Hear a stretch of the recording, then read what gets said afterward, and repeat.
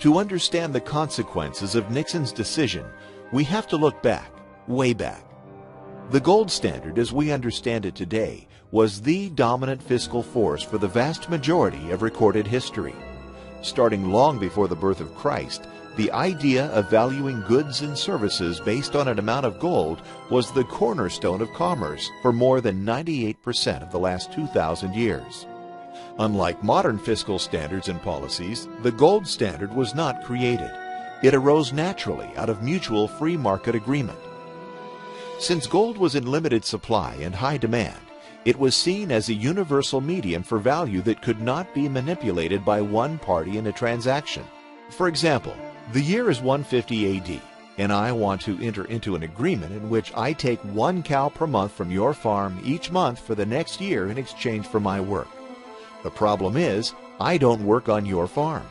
I'm actually a blacksmith at some other guy's farm, and thus I can't trade my work for your cows.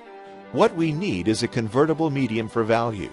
In other words, we need money.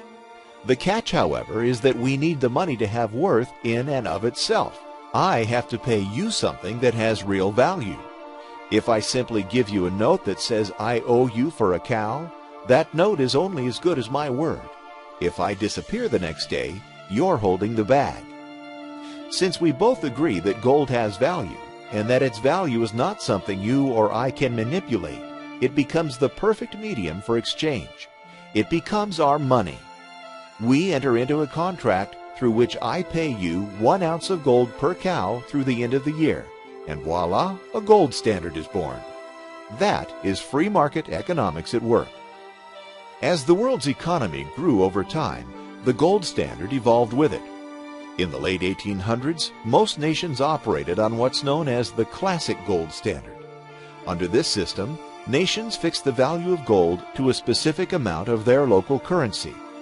In 1834, gold was pegged at $20.67 per ounce in the U.S., and there it stayed until 1933. In this system, international prices rose and sank together, regardless of the strength or weakness of each nation's economy. This is a crucial flaw in the gold standard from the standpoint of short-sighted governments, and a great benefit from the standpoint of long-term stability. We'll come back to that later.